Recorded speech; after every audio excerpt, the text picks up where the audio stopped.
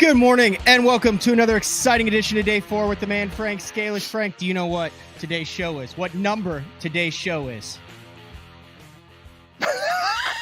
No, I have no idea. It is show 155. It's show number 150. All right, $1.50. I'm going to turn my volume up here. We made it 150 shows in. It's hard to believe that it was already 50 shows ago that you were sitting across from me in studio for show number 100. But I guess a hearty congratulations in a rather warm greater Cleveland area, correct? Yeah, I mean, you know, we had, it got really brutally cold, to be honest with you. And everything froze up like in 2 days, locked in. So I said, hey, this is a great time for me to get my trailer fixed since it wasn't safe to drive. So I brought it to a trailer place to have them actually probably make a new trailer, because when I dropped it off, they said the rust in the tubes were so bad the trailer is unfit. So yeah, because everybody knows I bought the boat used, and the person I bought it from lived in Texas, and he probably did a lot of brackish and saltwater fishing. And if you can't rinse the tubes out, you're in for a huge problem down the road. Well, I inherited it, basically. So yeah, so I dropped my boat off there, and then as fate may have it, a week goes by.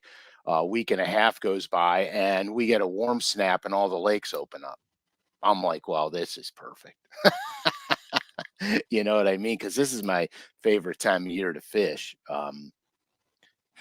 Mostly because nobody's out and you can have the lakes to yourself. And obviously, I catch the hell out of them in the winter. So, you know.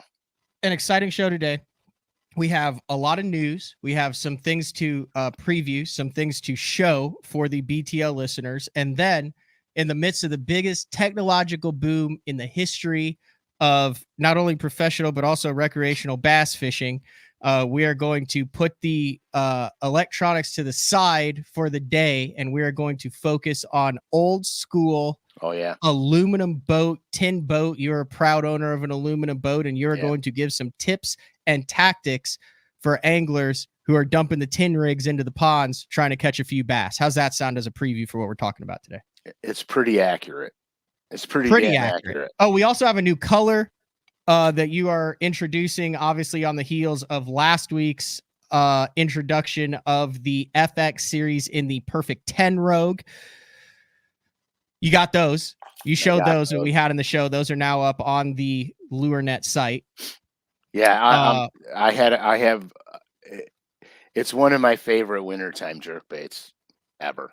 So. And we did a great show that was supposed to run last Thursday, but then we didn't think it was going to run. So I was in Florida and didn't upload it. And then you told me we were going to upload it, but then I found out that I was staying in a shipping container behind someone's house. And it's no joke, man. That's where I stayed with 4 people.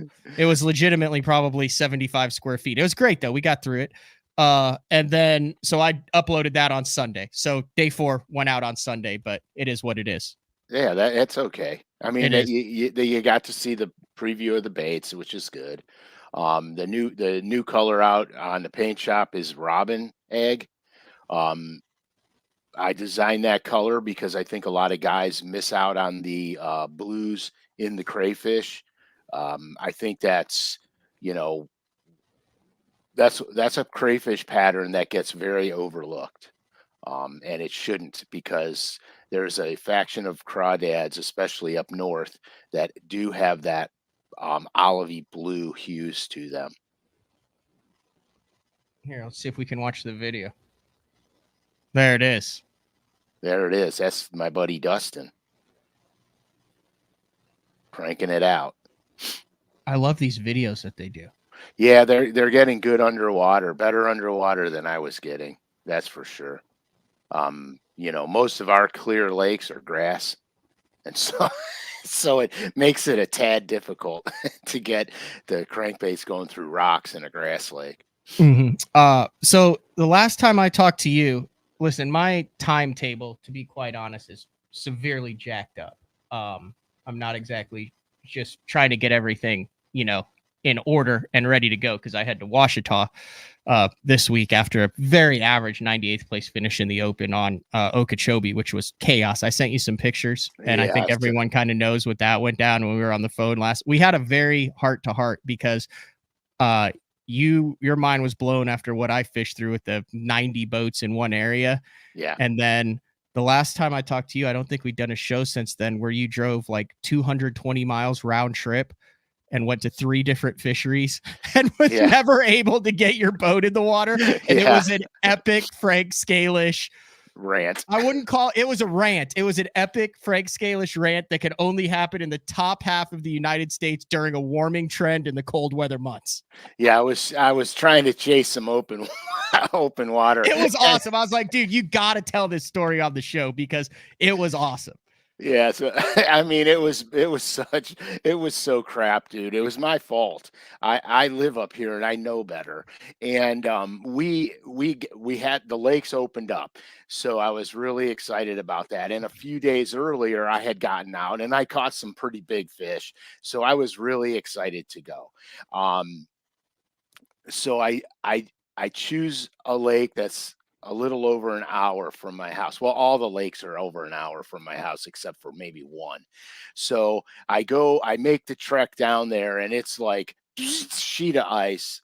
As far as the whole lake is glazed over because what happened was that the water temperatures hovering at 37.9, 38.4, which is freezing. Okay. The lake obviously water freezes at 32 degrees, but the whole lake doesn't get 32 degrees or it would freeze a solid block of ice. So the surface layer of the water, the first couple inches of the water is freezing. Okay. Where once you get below that, the average water temperatures hovers right around 37, 38. You will not almost never get colder than that once you get below 3 feet deep. You won't get colder than that. So anyhow, we have this night and it was blowing, the wind was blowing like mad for like 3 or 4 days. Then the night we're going to get 21 degrees, the wind completely dies. There's no wind, and those lakes froze like that. Ice over the Unbeknownst whole to lake. you. Yeah, and I should have known better because I'm not new at this game. So I took a gamble and I go out there and it's frozen. So I'm pissed. So I got to find a lake that has something open. So I start driving from lake to lake to lake, and then after about a couple hours of driving from lake to lake, I'm like, I should have just put my waders on and went steelhead fishing because the rivers were open and they were beautiful. And at that point in time, I'm like, screw it. So I mean, I got up at 4:30 in the morning. I got home at about 1 o'clock and I said, screw it. And I went 9 down. hours of driving 3 different lakes, locked up on all the ones. I talked to you at probably 3 and you were still rather heated at Mother Nature. Yeah, I was upset. But now, were you tempted to break the ice? Were you tempted to back down and try it? Was the whole thing frozen, or was you couldn't even see open water? There was zero open water. If I looked out there and I saw open water in an area that I wanted to be, I would have not hesitated 1 iota to go. I've cracked 300, 400 yards of ice before to fish. I've idled over areas that were glazed over that I wanted to fish and then came back 2 hours later after the wind pushed all the ice away and fished in those areas. I mean, I've done like a lot of guerrilla warfare fighting the ice. And, I was running down one lake in southern Ohio one time in the winter and I was ripping down the lake. The center of the lake was open. There was all the pockets were frozen. The center of the lake was open, and I'm ripping down the lake to go to this one channel ridge that it usually has them on it. And all of a sudden, my boat felt funny, man. It felt funny, and here I am. I'm on like a half an inch to 3/4 of an inch of ice, going 70 miles an hour, and my boat is on the ice.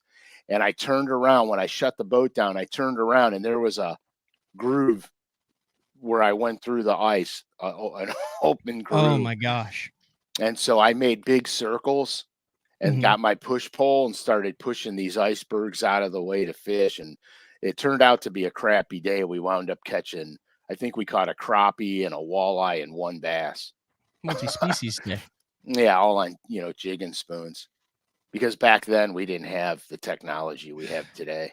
Now, I've never experienced this, so I've broken ice several times, but I've always heard the veterans talk about, that time that they thought they could get out and they did serious damage to their vessel. So how Yeah. does that work if you break ice that's too thick?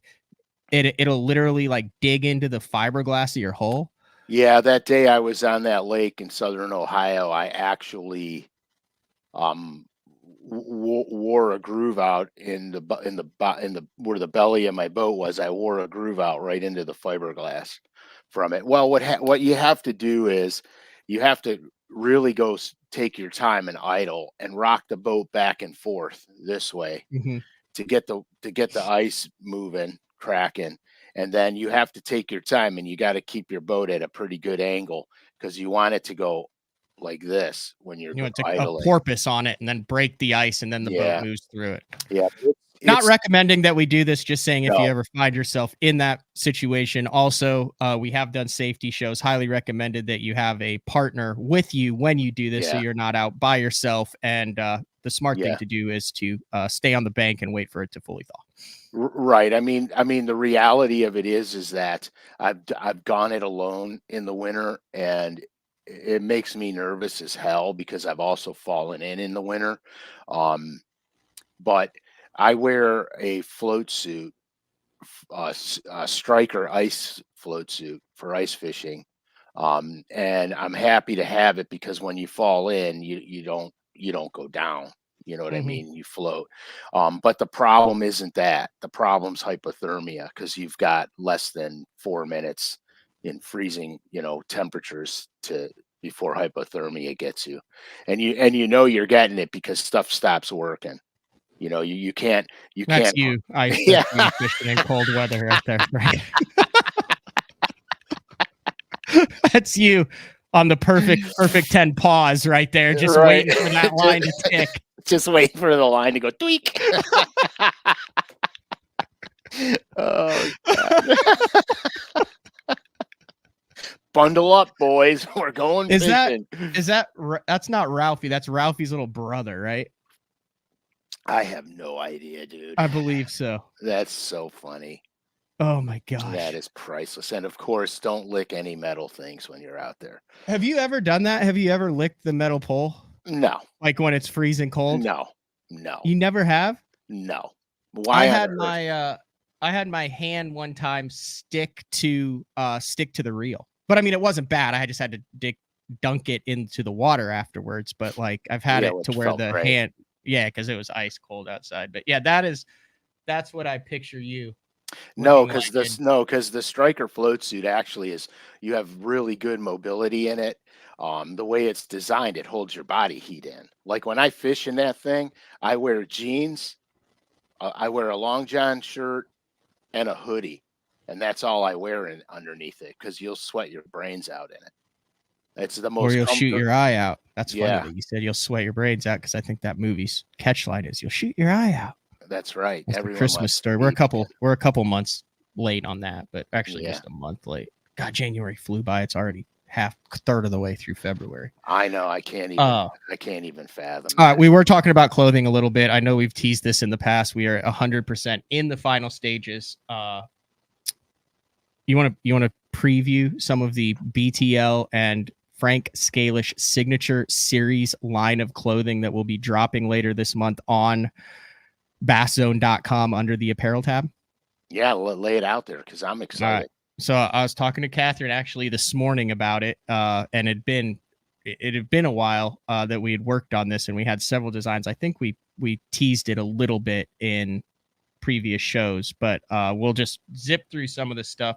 So we're talking higher quality t-shirts now, different types of hoodies with the metal bands that actually fit, kind of the higher class just for the BTL stuff, some standard stuff, a couple new designs. Now, I'm really pumped about that one right there, Frank. That is the new Richardson 112 BTL mesh back hat that will be dropping. That is a rubber patch on that with the new design. I think ATS did an awesome job designing that. Yeah, I like the one with the green circle around it on the black hat. That's what we're going with. And then the same thing on the higher caliber of hoodie. You can tell it's got, I can't remember the actual name, but it'll be like $8 to $10 more than the standard hoodie, but it will not bunch. It'll be, like one of those, like me and you are both hoodie snobs, right, Frank? Pretty much. And I told Catherine, I said, listen, I don't care. Like, I would rather spend an extra $10 on a hoodie that I can wear and throw in the washer and it doesn't poof up on me. Right. And that it lasts. That's the key thing. So we're throwing a woman's piece in there because there are some wives that are held hostage and are forced to listen to BTL. I hear about it every time I meet the listeners. Like, oh, you're the guy that I have to listen to or watch every single day. Say with you, Frank. And then a youth hoodie. We're going with a quarter zip because I am approaching 40, and I think that any classy individual needs a quarter zip. I like quarter zips a lot. I wanted quarter zip hoodies too, or at least with a 3-inch. I have tried, and Catherine has tried to find the right quarter zip hoodie that you have wanted, and it just does not exist anymore. Yeah, it's like a OG Wigglewort, Frank. You're gonna have to thrift it and then get it screen printed on that. That's right. I swear to God, I have a tailor down the street, and I take some of my hoodies there, and they cut 3.5 inches and put a zipper on it for me. Yeah, and I was also looking at like some of the hockey lace hoodies, but we're just sticking with this. All right, here we go. Now these colors are going to change. This is going to be black t-shirts, but we're going with a high quality hoodie. The neck won't stretch out. Let me zoom this in here because this is your design.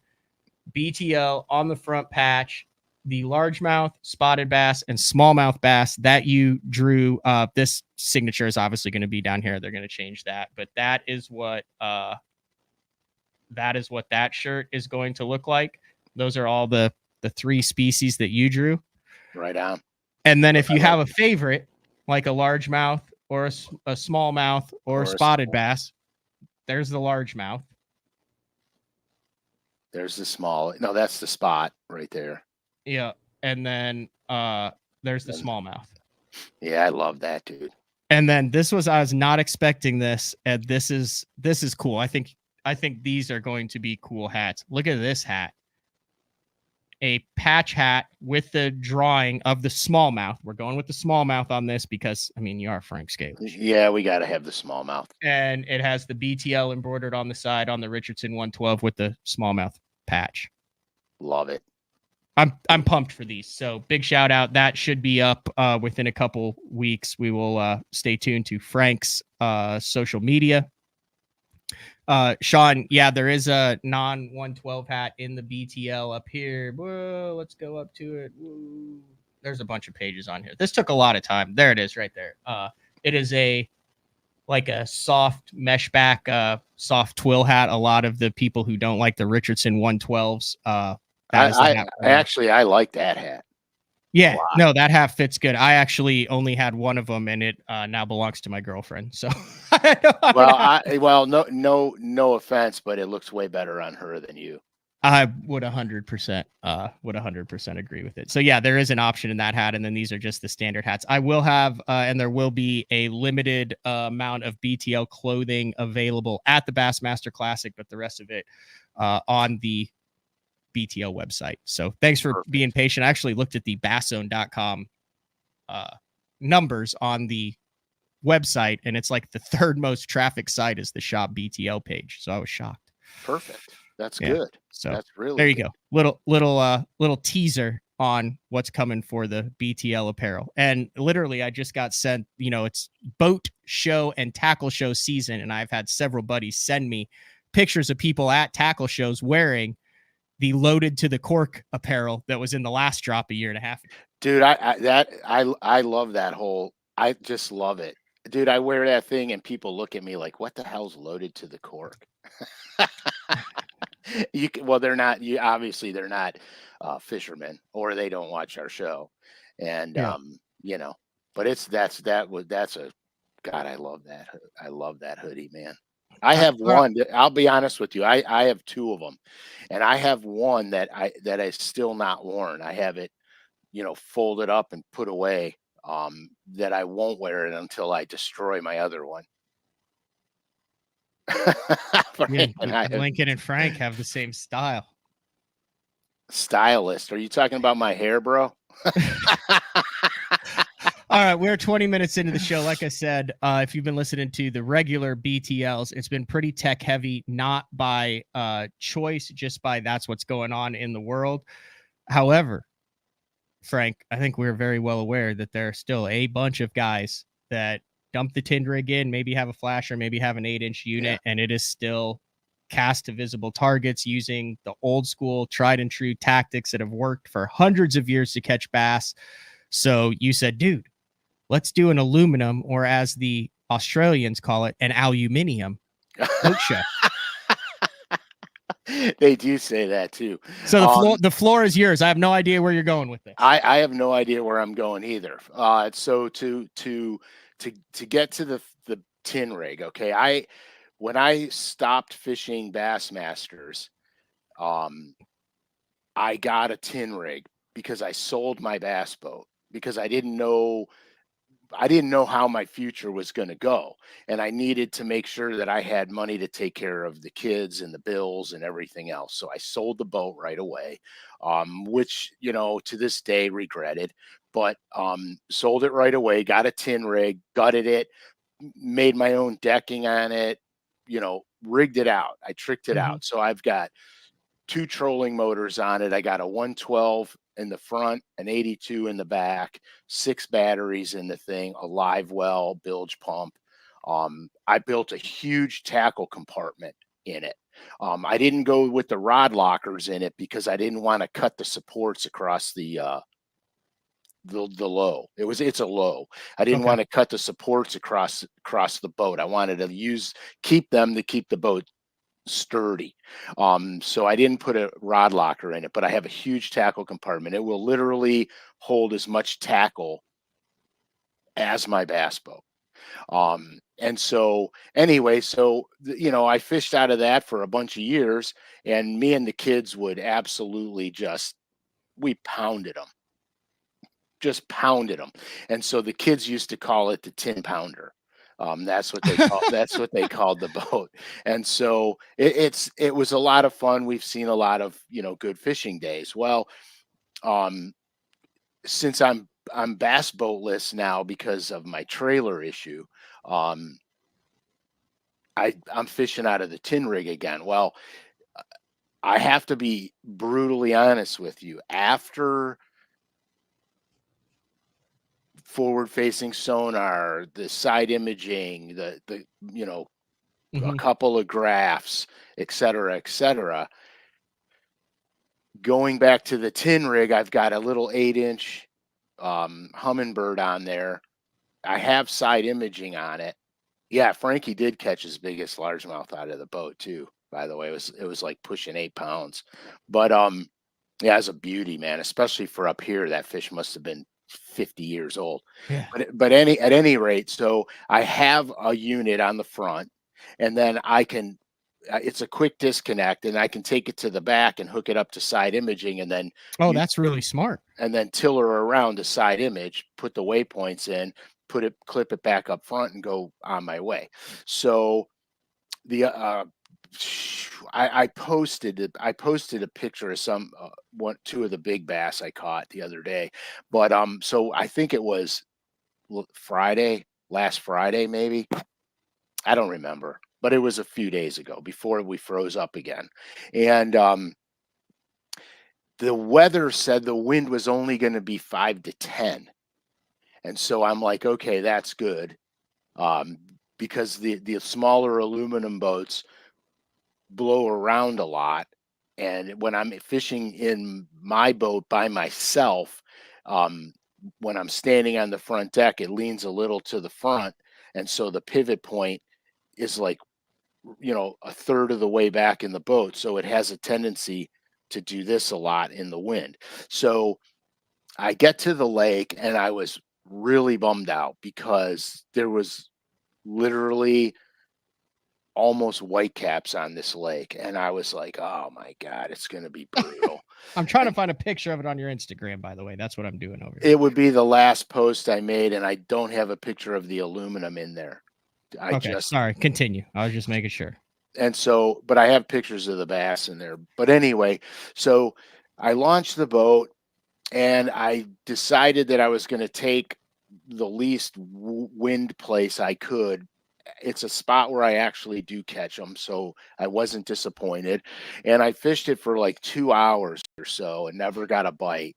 And so I said, well, I'm going to have to go to the meat of the hurricane here. So off I went. And then what I had to do, and this is important, we did a boat control show. Boat control is everything. And so what I had to do was I had to go upwind from where I wanted to fish, point the nose of the boat into the wind, and backdrift down because I couldn't gain into the wind. So I had to backdrift down. And so, and it makes the aluminum boat quieter. You don't get as much wave slap that way also. And so I would use it to backdrift down, and then I would just fish normally, only I wouldn't be working into the wind, so to speak. I would be, letting the wind push me back, but not blow me back. I put my trolling motor on the lowest speed I can go to almost maintain neutrality. So I could stand on it, take my foot off of it, drift back, stand on it, take my foot off of it, drift back, stand on it. So that's how I had to work these edges as I went down. My great plan before you go is I'm going to throw a jerk bait. I'm going to throw a Demiki rig. I'm going to do this and I'm going to do that. And well, you try to throw a little tiny Demiki rig in, 15 to 20 mile an hour wind, where you don't have spot lock and you can't stop the boat. I mean, it's impossible. So the Demiki rig went to the bye-bye, and I wound up throwing a jerk bait and a sneaky underspin by GLF. I paired the sneaky underspin up with forward-facing sonar minnow. And here's the reason. Ooh, that looks really good. Yeah, I had not even thought of doing that with that Great Lakes Finesse underspin. Yeah, this is righteous, dude. And so here's the thing about the sneaky underspin. Now, the particular lake that I was on had sporadic and isolated grass, okay? Which is kind of what I look for on any grass lake, is where the grass is broken and sporadic. So the way the design is on the sneaky underspin, I'm not going to get into the lures. Pause real quick. It is literally, I didn't know this. I was like, okay, you've made your point that it's sneaky. It's literally called the sneaky underspin. That is the name of the underspin. Right. I thought you were just letting people know that it was a sneaky option, but it is called, as I pulled it up right there, the Great Lakes Finesse sneaky underspin. Correct. And so if you look at the design on the bait, you can leave that picture up there. Actually, it's easier than me going through this one. So if you look at the design on the bait, if you the way the shaft comes down for the spinner blade, okay, the bend is towards the back. The shaft is on an angle. If you look where the line tie is on the head, okay, and how the head rolls down and angles towards the shaft of the blade, this bait literally slides right over the grass. So when you get it into contact with vegetation, it literally slides right over it and right through it without fouling up. The other thing I like about it, the hook it's a thin hook, but it's not a weak hook. It's a very strong hook. All right. And it's like a needle. This is needle sharp, and it's very important. It's very important to have that because I'm fishing it on 8-pound test or 6-pound leader line. All right. I'm using 10-pound braid and then a leader of 6 or 8-pound fluoro.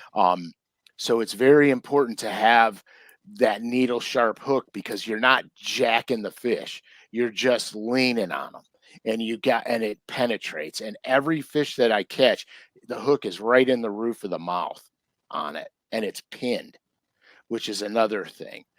So and the other thing I like about this design is you see how the head is shaped? Mm-hmm. Okay. So if you look at the shape of that head on it, if you put a paddle tail type swim bait on it, it doesn't kill the action of the swim bait. The bait wobbles with the paddle tail. It wiggles and wobbles with the paddle tail because the shank of the hook is not so long that it encompasses the moving part of a paddle tail swim Mm-hmm. bait. So it's right in the head of the bait. So I chose that bait because I can cast it out, feather it down, and I can feel what I'm hitting with it grass wise, even wood wise, because there's a lot of stumps in this place, even wood wise, and I can slide it right over the stuff. So I know that if I'm in the stumps, I'm too deep with it. So I got to count down less seconds, and then start my retrieve because I want to keep it above everything. So you're using a lure based on the fact that you're going into the wind. It's windy. You're not able to pick apart the thing cast by cast because you're not in a heavy glass boat. So you intentionally picked a lure that you could fish effectively into the wind because of the vessel that you were in. 100%. And Okay, the that other, makes sense. That's a big key yeah, to this is throw something that is conducive to what you're able to do. well, because you have to be able to fish effectively. And you have to, here, the only difference between this and a Demiki rig is the blade. Mm-hmm. That's the only difference between the two. Okay. But with this gives me the advantage is, especially with a straight tail um, bodied minnow on this thing, the blade will create some resistance. And then with that resistance of the blade, okay, you can keep it higher in the water column at a slower speed. And so you have to realize I have 2D sonar, Mm-hmm. no forward facing stuff. In the wintertime, a lot of the bass are suspending. So as I'm back drifting, I'm watching my 2D sonar, to make sure I'm far enough away from the edge I'm fishing, but can still cast to it. But the other thing is, I saw some bass suspending on the 2D sonar. As I was back drifting over them, I saw some bass suspending. They were suspending Just in about, nice marks. yeah, nice, beautiful marks. They were suspending in about 7 feet. So I knew I had to give this thing a 5 count to keep it above 7 feet. And then, of course, I was throwing the suspending jerk baits on them. And this is, this is a no brainer bait, really, because I know that I can keep this thing 8 to 10 feet deep. On the perfect 10, I can keep 8 to 10. The suspending rattling rogue, I can keep 4 to 6. So with my 2 jerkbait rods and my sneaky underspin rod, I can cover the water column. And I had to pick baits that I can do that with, um, because boat control was brutal on that day. When I got to another part of the lake, I was in the back of the lake where the wind was funneling right down to it. It was the roughest part of the lake, and I had a caddy corner the wind, and then turn the nose into the wind and hold myself steady, cast over the boat to fish effectively. Because again, boat control is Mm-hmm. everything. So once I established that I needed to be in that, 6 to 8 foot range for the bass, and that the bass were actually suspending right at the dips. They weren't off the dips, they were right above the break lines. So when I realized that, then I kept my boat a little farther off of the break. So I had that suspension zone over the structural element.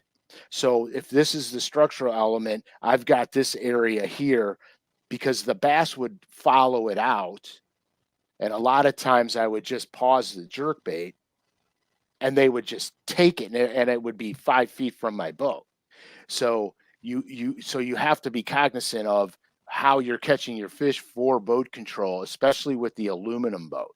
Um, like I said, if Frankie was with me, the boat would have tracked better because I would have Right. had weight in the back. And here's the trick: Frankie uses the back trolling motor also. So if we're scooting along and the wind's too much, he'll reverse the back trolling motor to slow us down. Or if the rear's swinging around, he'll kick the trolling motor out and repivot the rear of the boat to the proper angle. So with two guys in the boat, you're both working a trolling motor um, to maintain boat control. Everything Hmm. is about boat control. And so, the funniest thing, Matt, like 2 years ago, I would think nothing of what I had rigged on the tin boat.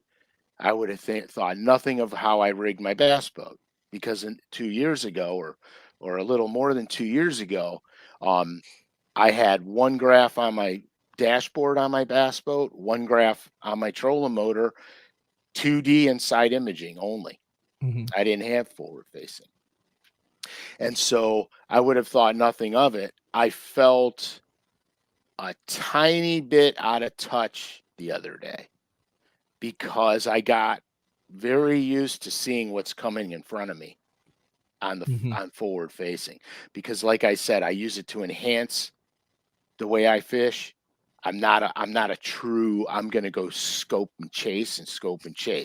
I use it to enhance it. I go find my fish, and then my forward facing sonar becomes important to me Hmm. because now I can see the boulders, I can see the wood, I can see the grass, I could see the bass, I could see the lure.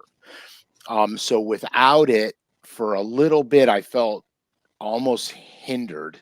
And then I'm like, what are you worried about, dude? You've done this your entire life without it. Just go fish. And so I did. And after the first 2 hours in the morning, I figured it out and I started catching them. Yeah. And so it was like no big deal. And I stayed out there pretty much most of the day. Even though the wind got more brutal as the day progressed, I stayed out there Uh, anyway. You mentioned it a little bit. Talk a little bit more about weight distribution in an aluminum rig, just as far as maneuverability when you're fishing out of it. Are you putting all your heavy stuff in the back, like your anchor and your jigs and your terminal tackle and all that? Do you want more weight in the back, or how do you want to distribute that weight in Okay. aluminum for maximum boat maneuverability? Okay, this is going to crack you up beyond belief. So you know Todd at Hydromotive, my Yep. prop guy. Yep. So rigging my bass boats, I learned an awful lot about what a boat wants to run better, to handle better, to do all this stuff. Well, when I first got the tin boat, I wasn't sure about anything on it except that it floated and I control a motor around. Hmm. And so I would go to these trolling motor lakes, like Ladue Reservoir for those that are local. It's a very big reservoir. So you're almost limited if you say, I'm going to fish south of the bridge or I'm going to fish north of the bridge. You're almost limited because it's hard to go from one end of the lake back and forth because it's so big. You're losing a lot of battery power by doing that. Right. So I got kind of irritated fishing it, but I learned a lot. I had Frankie in the boat with me, and at first the boat had a 55-pound 12-volt, which was the first thing I took off of it because that won't do nothing for me. So I got a 112 four Trex and put it Overkill for an aluminum. 100%. So I put that on it. And then what I did was I had Frankie, when I was going, I would have Frankie stand on the back, move up a foot, move up a foot, move up a foot. And I would watch my GPS speed to see where it was increased to the most and then where it started to decrease again. And so I realized that in my boat, you wanted to be just above center of the boat for maximum speed. And so I said, okay, so my tackle compartment that I made is going to go just above center of the boat. So when I load it up, I've got the weight where it needs to be. So my boat, I have a 112 on the front, an 82 in the back, and it goes 4.9 miles an hour. Wow. Yeah, and I have 6 batteries in it. So I put the 3 for the 36 in front of my tackle compartment, and the 2 for the 24 in the back, and the 1 for the locator in the back. So what I did was I offset that weight. And he also used me as a rabbit dog once. Yeah, I did. I'm like, go in there and kick that shit over there. Rabbit runs out. And That sounds safe. no, it's totally safe. Okay, so you're tweaking it. So everybody, even if you have a big motor on the back, for the performance of the aluminum, it's going to be different for each brand. But since you are in an aluminum that's way more sensitive to weight, you need to figure out where that sweet spot is, and that's where you put your spare anchor, your terminal tackle, your jigs, your heavy baits, your plastic, stuff like that, if you can, in that section to level that boat out so you're the most stable and have the most speed while you're on the trolling motor. 100%. And so, it doesn't take long. Literally, you can go out and do it in an hour.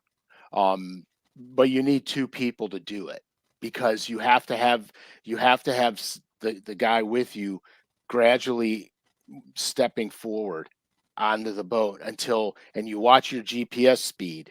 You'll see it. Oh, I gained a half a mile an hour. Ooh, I gained a mile an hour. I gained another half a mile an hour. Ooh, I just lost a half a mile an hour.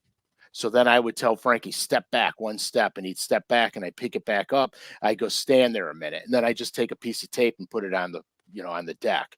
And I would go, that's the sweet spot. That's where everything has to be in the boat to maintain my speed. And so that's how I set the boat up. Okay, that's cool. And then the thing I didn't do is I didn't spend money on a spot lock for it, because at this point in time, I redecked the whole thing. I built the whole decking, reran all brand new wiring, the whole 9 yards.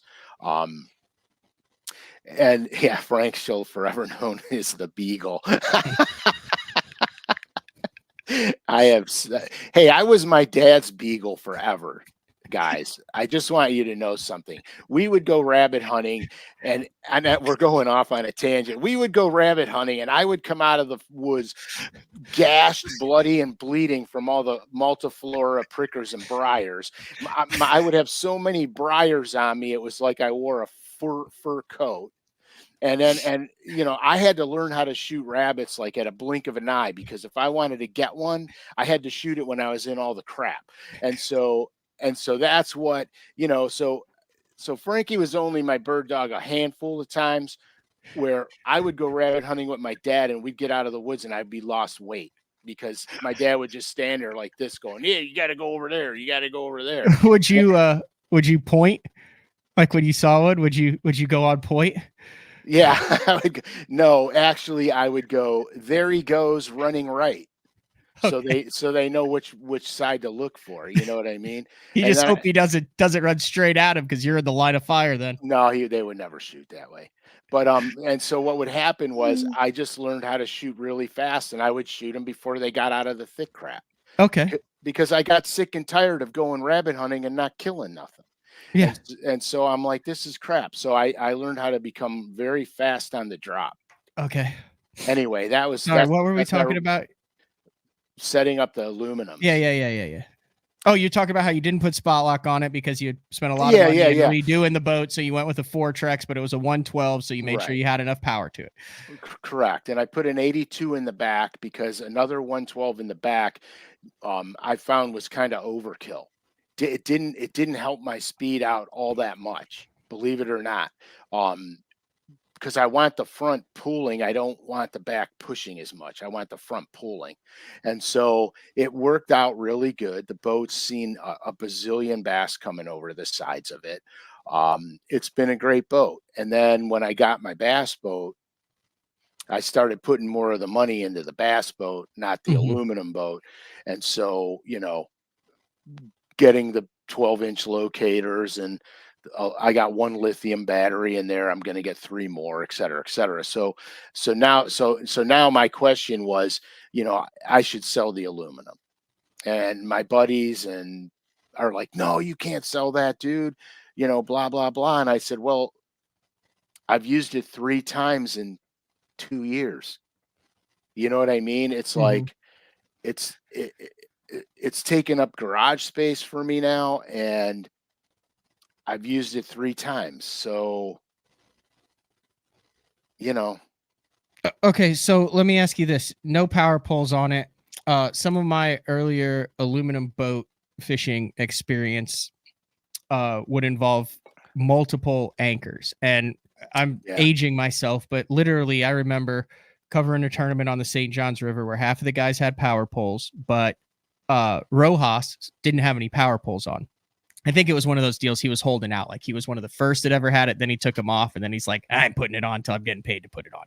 So he would have That sounds like Dean. a system on his fiberglass, and I know that a lot of guys do this on aluminum, where he would understand how the boat would swing based on what cleat he was tying his anchors off to, and he would have 2 anchors, and he learned how to maneuver and anchor his boat. So it was basically like he had power poles. That's a big thing on aluminums too. For $30, you can get 2 anchors, use the different cleats to where the boat's pulling against each other. So if you do want to stay in one spot, you can drop an anchor, you could drop another anchor, and your boat's gonna stay right there, correct? Yeah, so here's a trick that I did a few times in my aluminum boat. I I built an aluminum jack plate for the boat Okay. to get the motor off the transom farther, the rear trolling motor off the transom. So I have about a 4 or 5 inch space between my transom and my jack plate. I mean, and the Yeah. motor. So you can go to Home Depot and buy um, like long piece of PVC, rigid PVC, or a broom handle. And I shove the broom handle between my jack plate into the mud. And It's then, powerful. yeah, and then in the front of the boat, I just use my trolling motor bracket and push the other one in to hold me there if I need to stop Hmm. completely. And so I used to carry those two things and a push pole around with me, and then I just got sick and tired of carrying all the extra crap and didn't worry about it. But I've done that before. I did that with my bass boat too, where I took the push pole and put it upside down between my steering cables on my outboard and pushed it in before power poles.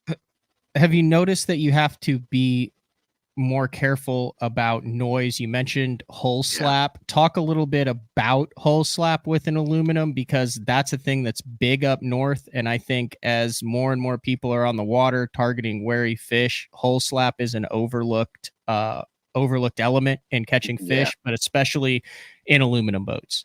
Yeah. So what hull Hull, slap? Hull, Right. drunk wood. So so what hull slap is basically is I had drawing Oh, we paper. getting a diagram. I ask a question that brings out a diagram. I like it. Yeah, it's going to be a quick diagram. Oh, that's fine. It's going to be a quickie. So if you have, I'm drawing a makeshift boat, aluminum boat hull. So so here it is. Okay, so what you have is this is the front of your boat. This is the rear of your boat. On the front of your boat, as the waves are blowing into your boat, they they hit the flatter part of the aluminum right here, and it slaps, and you hear where the water keeps hitting the front of that boat. So that is my biggest pet peeve on all aluminum boats. Now, if it's got a really deep V on it, you eliminate a lot of it. Like a Lund or something like Yeah, that. like a Lund 2075 or something where it's almost like a bass boat hull. You'll eliminate a lot of that. But if you have a semi V or a Mhm. or a semi flat bottom boat, you're going to get hull slap. I don't like the noise it makes because the bass can hear that. Sound travels underwater like you can't imagine. And they can hear that. So what I try to do is when I'm getting hull slap, I do two things. I angle my boat so that the wave is now hitting the boat at an angle. So it's peeling off the side of the boat more, and that eliminates a lot of that tinny sound that happens. Mhm. The other thing I did was I carpeted my boat, but instead of using aluminum to build my decking and building the aluminum into the boat, I used treated wood for it, and I sprayed foam in the bottom of the boat, so the foam would, rise a little bit, and I'd have a foam bottom of the boat, which deadens a lot of the sound for me. And then I put the wood on there, and I didn't adhere the wood to the aluminum. I adhered the wood to the support struts that went across, and built like a nailer. Like if there's any contractors out there and you're putting drywall, you need a nailer. I put like a nailer on to the cross beam, and then built the decking from that up front, to the front of the boat. So I don't have hard objects banging on the side of the boat.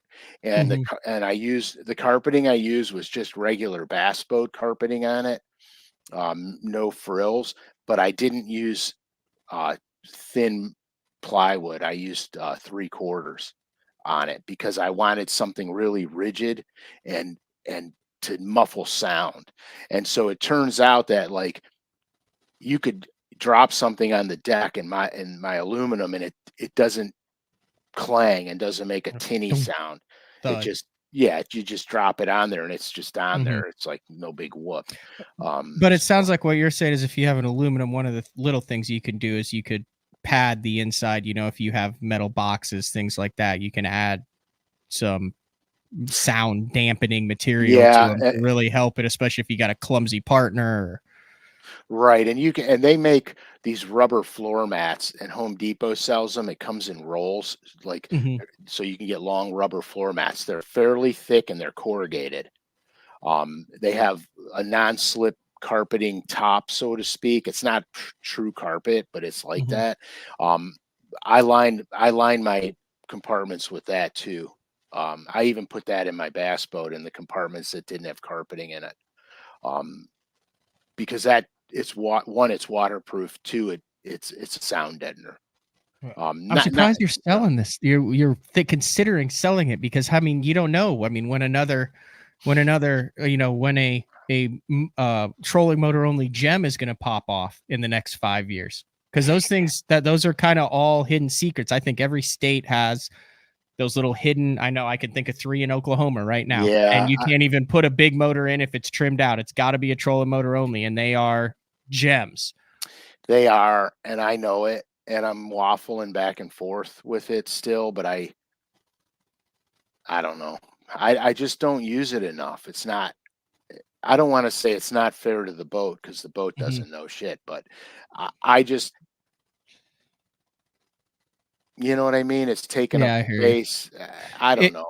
in your opinion, so one of the things in a aluminum, and we're talking like kind of a smaller aluminum, not like I think Drunkwood has like a Vexus, and there's a lot of aluminums that have some Right, fiberglass elements where it's just like a bass boat. I know I just saw James Niggemeyer in this past tournament. He had a badass Ranger aluminum that he was using. There's a bunch of different right. brands that are out there that fish like tournament bass boats, but these are like the Yeah, the this kind is of smaller at-home projects. But if you were to build out an aluminum, a 14 to 16 aluminum, what is going to be most important for you as far as building it out, like storage or just certain things that are very handy to have in a smaller aluminum boat? storage is critical. I want nothing in the way. Hmm. If I could have put a rod locker in it, I don't know if I would have. Um, Not as important as you would think it would be a rod locker. You'd rather have I'd rather have quality storage and just throw your rods on the front deck. Yeah, because here's the thing. I want to keep my tackle dry. First and foremost, I want to keep my tackle dry.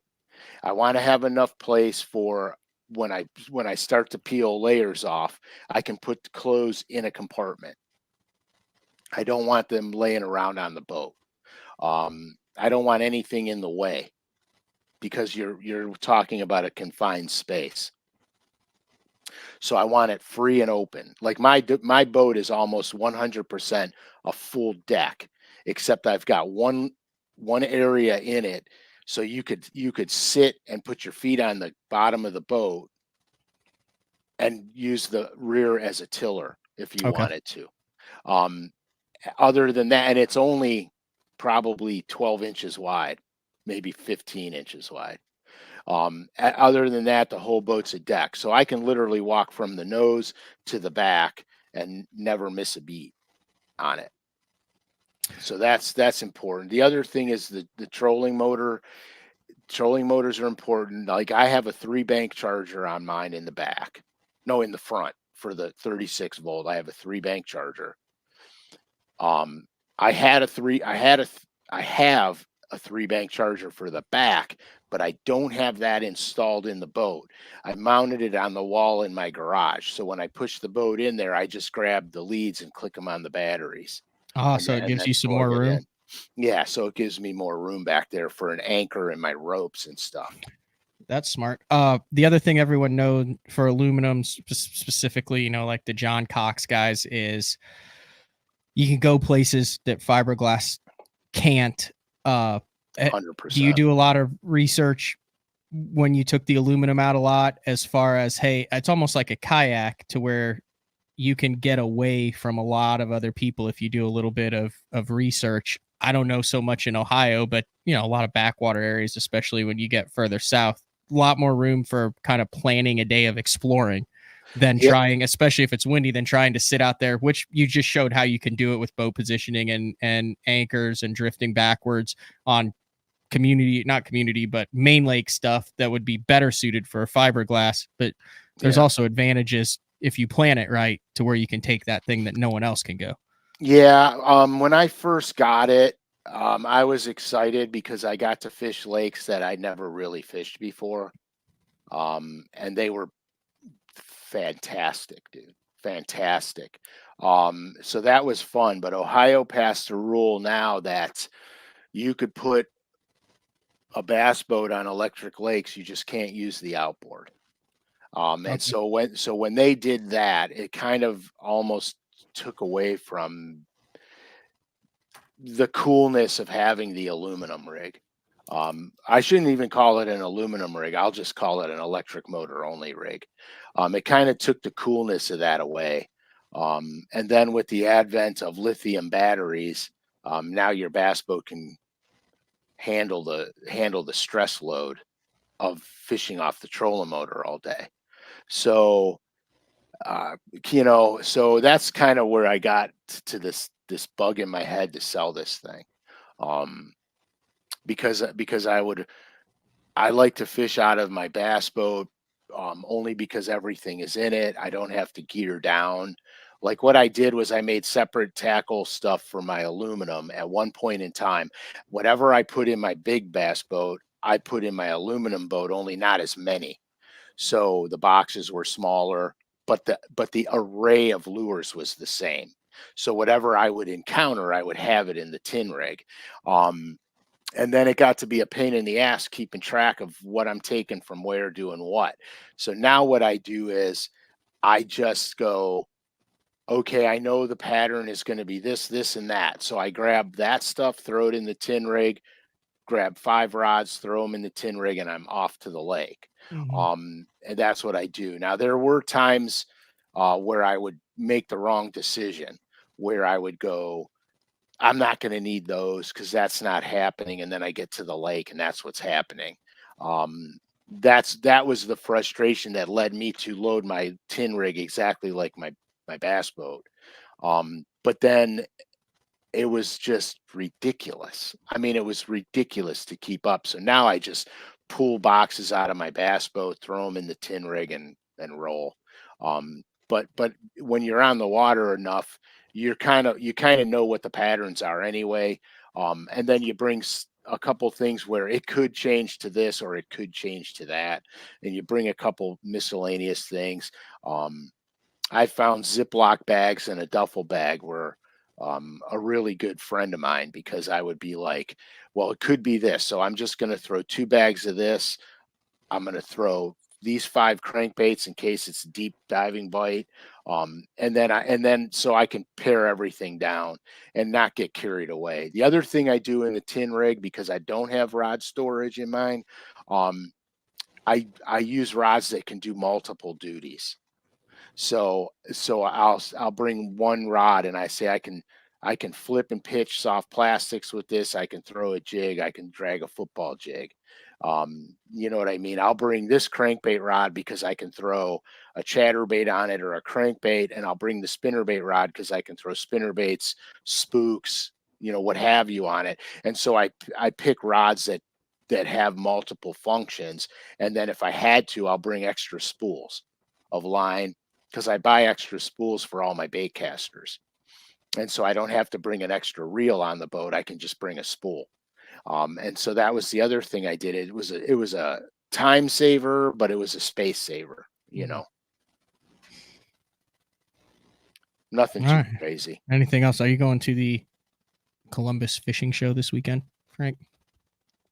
I am not going to the Columbus Fishing Show this weekend. Greg, Uncle Frank is not going to the fishing show in Columbus. Sorry, guys. I feel like you should keep, and there was a little bit of discussion on there. There's Tiny Boat Nation. Obviously, Slay Nation is a big tiny boat series across the country. I think you should get back into the tournament game, but only with the aluminum. I think you should roll up. They have a lot of electric motor, John boat, paddle boat, kayak stuff. I think you should roll in. Yeah, wrap that sucker. I'll pay for the wrap for the day 4 wrap. No. Loaded to the cork, day 4. Picture you on the front. Get a little lure net love in there, a little Pradco love, and then you show up and get into the tiny boat derby game. Yeah, I don't think so. No? Nah, I don't think so. Yeah, I have a 9.9 for it too. But for 9 horsepower lakes or 10 horsepower lakes, I have a 9.9 on it. Not on it, for it. That's why I built the jack plate on it, so I could pop the trolling motor off and throw the 9.9 on it. Hold on, we might have some video of this. Frank Jr. Crack Research Team. I'm not 100% sure how he has video of this, but I'm curious. You have my undivided attention, Matthew. Okay. Oh, look at this. This is like a, what is this? This is like a little bit of like a documentary, possibly. What the hell's he got? What footage does he possibly have? Could that? Oh yeah, that's the tin rig right there, man, in action. See where Frankie's standing? Yeah, he's standing right there for maximum speed. That's the money zone. There it is. Look at that thing. Yeah, so I mean, you see, we both. Oh, it is all front deck. There's just a little. I mean, you don't have seats or anything in that thing. Well, I have them for it, but I don't fish with them. Mm-hmm. There you are, back ending Frankie. Well, don't worry, he'll catch one. This is you talking about life and things like that. Right. There it is. That's what we've been talking about. Right. So I'm gonna have to listen to this. Look, there's like childhood that's pictures my in this. grandfather, man. That was my grandfather. Yeah. I don't know if we have audio on this. I mean, I don't have audio on this. Oh, there's some drawings, but yeah, there's. Oh, you're talking about that. Holy cow! We're gonna have to go back. So to find this, all I did was go into YouTube and I searched "bomber all water runs deep." Oh yeah, all waters run deep. I remember that. Look at that. There's the tin rig right there. Oh, good job on the net there, Frankie. Should have had that one. There you go. He's like an osprey, dude. But yeah, so they introduced this video, was like a small documentary video when I started to work heavily with them. But you see the jack plate in the back of the boat on that picture. But yeah, let me post that was a fun day, actually. hopefully that's the link. I don't know what link I just put there. It's some link. It's a link to something. You better make a disclaimer right now.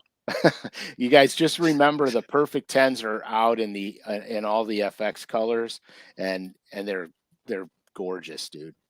I mean, they're really good looking baits. All right. We're 50-50 on whether we're going to record a show for next week, just to be completely transparent. I'm doing some recording for regular BTLs next week, recording Drew Gill. He's like 21 years old. He went like BFL college Bass Pro Tour in like 3 years out of Illinois.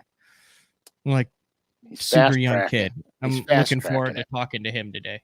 Spends all of his time on the water. So, but yeah, we're also going to try to figure out how to slide in some other time. We do have an announcement though. In March, the week before the classic, you talked about the sneaky underspin.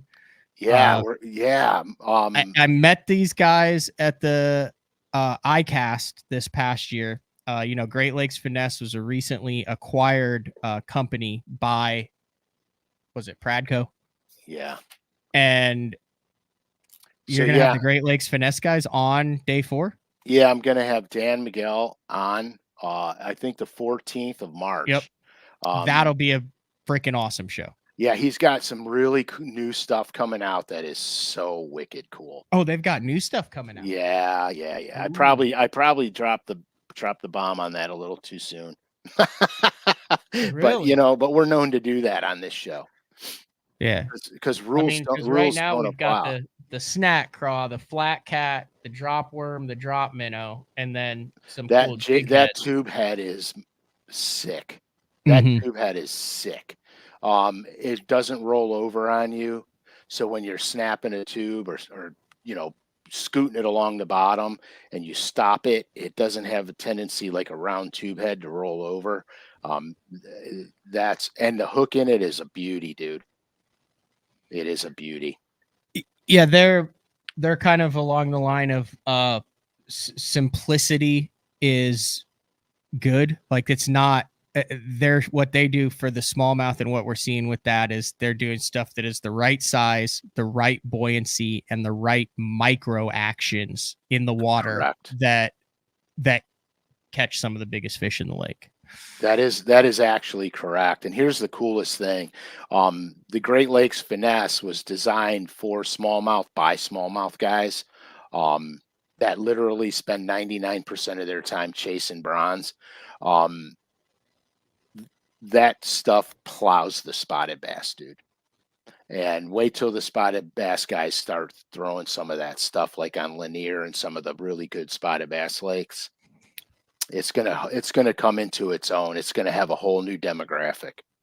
I'm catching largemouth on this stuff. Yeah, it's really good. It's just really subtle. It's like subtle dynamite. I mean, there's just something about it that just really, it's just fish catchability.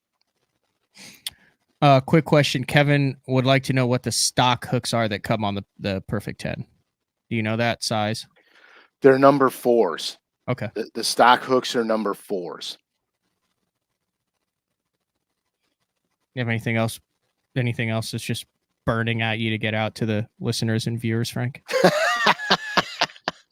Well, just making sure. I just wanted to give you that opportunity. We only get 1 hour a week. Yeah, no, I don't. I don't have anything burning, but I am waffling. I am waffling on the sale of my aluminum. I don't know. I like waffling to the point where if someone was like, "Hey, I'll come pick it up and I'll give you this much cash money," you would be tempted to say yes. I would probably say yes. I would probably say yes. I'm just to the point now where I don't use it enough. Honestly, I don't use it enough. Now I know what's going to happen.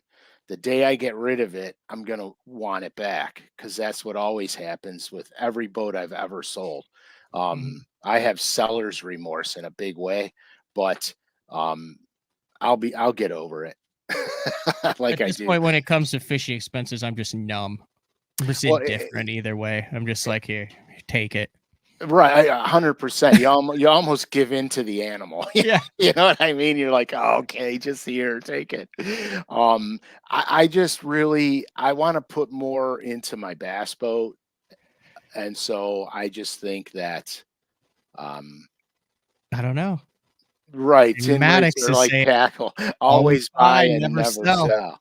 I know, guys, I know. I have a couple really close friends of mine that are telling me not to get rid of it. It's too nice, and It I does said, look pretty sweet in those pictures. it's 'Cause very it's as basic as it gets, and you built all that stuff out on it. yeah, it's very me and Frankie did that boat. I mean, it's very, very, um, user friendly. It's really user friendly, but you Here's know another what? one. Luke said, "Don't ditch it, Frank. I got rid of mine, and I've been regretting it ever since." Oh my gosh. See, you guys are making this tough on me. Um, I- I've been thinking about it for a while now, so I might be I might be ready to get rid of it. You guys heard it. Here's another one. Don't let the mojo go. Yeah, I It's know. not costing you anything sitting there. No, it doesn't cost And me then a you have dime. Jim saying, "Sell it and buy more jigs." Sell it and buy lithiums. That is a tough deal. Yeah, I just like I said, I've been thinking about it for too long now, and so when I take it and fish the opens out of it, ready, go. Eh. You probably cash a check in every single event. Oh, sure, because you relegate yourself to one creek arm and you just live Hmm. and die in it, which is so true. Yeah. Stay tuned to the schedule for what we have going up. Like I said, right now over at LureNet, they have outdone themselves. We've kind of been sporadic on the live shows, but if you go over there now, they have a bunch of different colors, a bunch of new stuff. Like I said, the FX Oh yeah, colors, the new Robin Egg Craw that Frank designed, and the Bandit 200 limited run. They still have the middle and deep baby ends in the limited series and the Craw series, and the Graffiti Craw series in the Booyah. Are they one hard, knockers and hard hard, knockers? hard knockers and one knockers. The Yeah. Booyah one knockers and hard knockers. So I will say, just from the time, Frank, that we started doing day 4 with Frank Scalish, the LureNet site, aside from the time we crashed it in a minute, they have really done with the Color 7. Outside of that debacle, the LureNet site has stepped up its game. Like, Yeah. it's phenomenal what they're putting out on a weekly basis now. And I Yeah. say that as a show that is sponsored by LureNet, and you work for LureNet and design colors for LureNet, but it's still, even off the air, Right. we're like, dude, like, those are freaking cool colors, and those are baits that catch fish. The Bandit Right. 200s, the Rogues, Well, the Perfect 10s, good stuff. And one more thing real quick then. Thank you to the BTL listeners who week in and week out, even if it's just one or two of those baits, LureNet notices that the day 4 yeah, listeners listen to what they you do. say, listen to your colors. You have a group of people that buy anything that is Frank Scalar's signature color, and that means a lot to me as someone who does this for a living and a podcaster, and to you for people who appreciate your work and the company that you work for. Right. I mean, they got me designing like mad. To be honest with you, I'm doing a ton. And a Like lot of that is because of day 4. right, like a ton because um which is great for me because I always wanted on some of the brands, I always wanted step ups in colors. And back in the day when I was fishing Bassmasters, I designed for a lot of these brands already. Um, on a limited time basis, like, one here and one there. And I would always bitch. I would be like, God, we need this color because, and I blah, blah, blah. And I'd go through the reasons why we need the color. And there's a lot of red tape, especially back then, a lot of red tape. And now it's to the point now where they're like, hey, just do your thing. And so I'm making colors and doing all this stuff. And it's fun because, um, I paint them for myself and fish them and then paint them for them and send them to them and then they produce them. So I'm seeing how um, the colors actually work and catch fish in various water conditions, et cetera, et cetera. So it's not BS. You know what I mean? It's just these are fished colors before you even get them. They're already fished. And I have received word that the BTL 23 code still works. I don't know if we're allowed to. Okay, well, say hell, that. if it still works, use it. When my wife questions, I remind her that trophy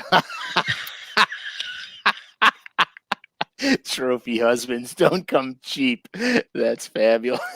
Trophy It husband. was BTL 23, right? That Yeah, it was the was. previous one. Yeah, it was. And Yeah. it is now 24. So, But I think the BTL 23 is still active. It might not be active after this show, but as of yeah. right now, it is still active for 15% Hey, off I want to regularly say priced item. kudos to the dude who plugged that in. Yeah. You know, wait to that's the sneaky underspin in action right there. This is one of the many things that I am woefully behind on, Frank, is getting caught up on the LureNet stuff for 2024 and getting a new. One of the things we're not behind, though, is we are approaching nailing down our schedule for the 2024 Bassmaster Classic on Grand Lake in Tulsa, Oklahoma. I thought we've picked times already. We did. I don't know if those were accepted. Yeah. Like that's done. Do you have them right there with you? Yeah, I think Saturday 12:30 at the Pradco booth and Sunday noon at the Pradco booth. Okay. And then I got to get with you on the Bass Tank booth because Yeah, we're going to make an appearance over there too. we are. And what we have? You said there are 100 or a bunch of the color number 7s that you will be. Is it giving out to? Yeah. Free. Like you show up and you say, "Hey, Uncle Frank." Yeah. You say, "Hey, here's the color 7." Color 7, and you'll be signing them too, Matt. You're not getting. I will be getting standing next to you, managing the crowd. Managing That's the what crowd. I will be doing. I will be your crowd manager for I'm gonna the week at the classic. I'm gonna have you open all them damn packages. Is what you're gonna do. You're gonna have 50 staples in your fingers by the end of the day. Yeah. Oh no, I hate opening those things with the. Have you? I got a big rod tube of Denali's in Florida, and I kid you not, it probably took me 15 minutes to get those industrial staples out of the top around the plastic. Like it took me so long to get the rod tube open. I felt incredibly dumb. Well, yeah, I got this little pry tool for taking those plastic clips off of your car stuff. Mm-hmm. It's literally about the size of a screwdriver. That'll go. You put that in the thing and poop, and it comes out in a second. And you don't gash yourself on those industrial staples, which are like mini stilettos. Yeah, they will. In my earlier days, I may or may not have been stepped on by one of those by choice. And I was referring to the switchblade knife, Okay. not the high heel of choice. Oh, okay. Okay. LureNet's gonna have. Yeah, I'm sure they love what we're talking about. We go back and forth to them. They're gonna have stuff for sale at the classic this year. I'm not. You don't want to speak on that. Dan will cover some of the Great Lakes finesse stuff, and he could. I'm assuming they'll be at the classic too. Oh yeah, he's gonna be there. Yeah, they're gonna to meet that. So you can come meet the whole LureNet crew. There'll obviously be some of the bait. You can check out all the paint schemes and colors and stuff that's going on there. It'll be a good time if you guys are planning on heading to the classic. Like I said, I'm not a Facebook guy. If you follow me on Instagram, we'll have those times and dates out. Same with Frank. Do you do Facebook?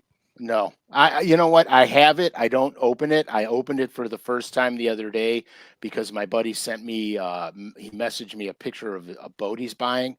Mm-hmm. And I was really irritated that I got on it because I have like 550 whatever I'm supposed to look at. But I don't do Facebook a lot because Instagram is so easy. It's quicker, it's easier, and it's really focused on fishing and what we're doing. Facebook has a lot of extraneous stuff going on that I don't want to be bothered with. So I please, if you reach out to me, reach out on my Instagram, Scalish_fishing. Because if you Facebook me or message me, I may not see it for a month and a half. Or if you have a pressing matter that you would like to speak with Frank with, and we've also used some viewer questions, you can email me, matt@basszone.com. And then if I deem it applicable, and it passes the test, I will then forward it on to Frank Scalish. Correct. He will censor it and send it back to me. Or you can leave comments in. You're also really good about reading the comments on the YouTube show. Yeah, I try to answer as if you DM me, you get answered immediately. And then I usually review comments and answer those. Also, I do that on my videos that are put out, from LureNet YouTube. Sean saying last year's classic with you two was a blast. Frank, you were worried that no one would show up, and I was like, trust me, like bring as many of those drawings as you have. There were people that will be at the Bassmaster Classic that want to meet Frank Scalish, and it was humbling. It was humbling to say the least, and it was an absolute blast. Yeah, it was so much fun. It was, and I had, unfortunately, last year I had to cut the days down. Mm-hmm. This year I'm staying for the full thing because this year you're there, like they're using you this year. Yeah, I mean I'm going to be there for the whole thing. I want to, it was fun. It was a lot of damn fun. Now it's a lot more fun to be fishing in the thing, but this was great. It's so nice to be there on a different level because there's no pressure. You get to meet everybody. You walk around, you meet everybody, you yuck it up. At the end of the day, you slide in a Coors Light, a $12 Coors Light from the vendor there. 100%. You know what I mean? And it's not so rigid, which is really nice. I mean, it was so much fun. The guys are great. I just like I like all the hype around it. You know what I mean, Matt? It's like there's a buzz. Like, yeah, no, there is definitely a buzz. It is a great time each year, as long as it's easy to get in and get out, and it's not one of those mousetrap deals where like it takes an hour to get into the expo and then parking's 10 miles away. But yeah, exactly. That's what it is. You like my new hat? I got a new hat. I wasn't even planning on getting it. You've probably never heard of HTO, HTEAO. No. It's like a high-end sweet tea store. So you like walk in and it's like the Bass Pro Shop's a sweet tea. You a sweet tea guy? No. Because I give a damn about this then. I'm not a kidney stone guy either. Yeah. Well, you can get unsweet tea. You can get all sorts of different stuff, but it is like my favorite drink place, I guess. And they have what it's Shawnee. So I walked in and I got my new HTO hat. Look at that. Born in Texas HTO with the armadillo. Dude, that's a sweet hat. Yeah. I can't tell you how many years it's been since I purchased a non-fishing hat, right? Like, I mean, I'll buy I got the Matt Becker hat. I'll buy some hats to support some guys. Oh, that's your ass hat. Yeah. Just catch more ass. Catch more bass hat. But no, yeah, I'm proud of that hat. Yeah, that's a good looking on hat. An HTO. You need to check it out if you guys pass a HTO. You can go in. I like the peach cobbler sweet tea. How did I know that? Big peach cobbler guy. So I think we're ready for some music. You ready for some music? Let her rip. There it is right there. All right, it's in. All right, this has been another edition of Day 4 with the man Frank Scalish, a very special edition, Day 4 150. We talked a little bit about aluminum boats, about some new colors, about what's going on at the Classic. Stay tuned to BassZone.com for the drop of the Frank Scalish apparel and a schedule on when we will be back. Tonight, I do want to remind everybody, 7 p.m. Central Time, the Miles Berghoff fundraiser. They are at St. Jude's daughter, 10-month-old, diagnosed with cancer. In a 128-hour period, he went from practicing at Okeechobee to indefinitely, I think, for 12 to 18 months at St. Jude's, at the headquarters in Memphis. So Matt Steffen's going to join us. One of his good buddies, Joey Nania, one of his good buddies is going to join us. I think Jeffries is going to jump on. And that is all going to be going towards the Berghoff's GoFundMe account because they had like a week of expenses at a different child hospital facility that was outside of their network. think he said the first bill he got, he opened it up and it was like $28,000. Now, once they're at St. Jude, they're at St. Jude now, housing, all of the treatment, all of that is covered by St. Jude. We do a St. Jude fundraiser that's going to kick off after this with the t-shirts for the St. Jude Bass Classic. There'll also be a t-shirt design for that. But tonight, jump on that. Show Miles some support. I think he's going to be actually tried to call me during the show. I think he's going to be able to jump on for that show tonight for a couple minutes. It just kind of depends on what his schedule is. So definitely wanted to mention that and spread the word about that show. But yeah, that's all we got, Frank. Thanks for tuning in. Have a good one. What are you up to the rest of the week? Anything exciting? Just painting lures. That's your J-O-B. That's my J-O-B. All right, this has been another edition of Day 4 with the man Frank Scalish. We will talk to everyone later. See ya.